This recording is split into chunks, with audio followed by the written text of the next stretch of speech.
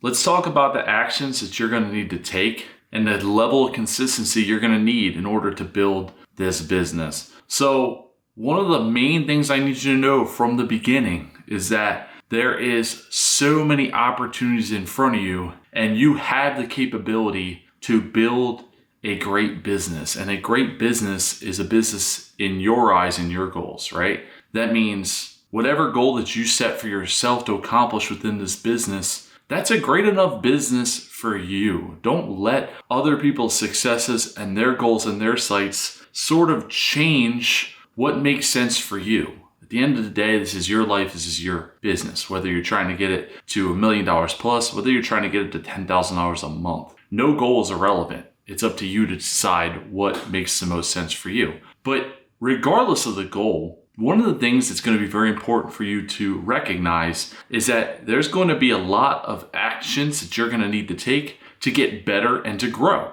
which means you're going to have to take imperfect action. And this is by far one of the hardest leaps for someone to make, especially if you're going from employee to business owner. Because as an employee, you're sort of told what you need to do on a daily basis and you do it. So the imperfect action part has already been figured out for you by your employer. They figured out what that role needs and what needs to be done in order to be successful. On your side, you're armed with the information that we're able to provide you here, but still at the end of the day, there's going to be a lot of actions that you're going to need to take to figure out what is going to be the best to build your business, aka imperfect activities or actions. And you're going to get discouraged along the way. You're going to tell yourself that something's not working or that you've been doing it for a long amount of time and you haven't seen the results of it. The problem is you're probably going to tell yourself that way too soon, when in reality, the things that you're doing are consistently building up and getting you to that first client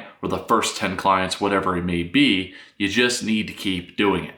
So don't be afraid to take actions. It's hard early on posting about what you're trying to do. It's hard early on talking about your business that realistically hasn't even got a customer yet. But you need to do those things, because by you doing those things, you are putting yourself in a position to get in front of somebody who needs your service. And the more that you do that, the more opportunities you're going to have to build a business. One of the biggest failures on my part early on, and what stalled us very heavily, was that for the first year, I really was trying to perfect what I was doing before I was doing it. I am a perfectionist at my core. So I was trying to do research, look into things that I needed to have done, build all these pretty things, when in reality, if I just would have taken action in the first year and did what I needed to do to get in front of people, I would have perfected everything anyway, and I would have gotten more clients sooner. So I don't want you guys to make the same mistake. Don't be afraid to fail.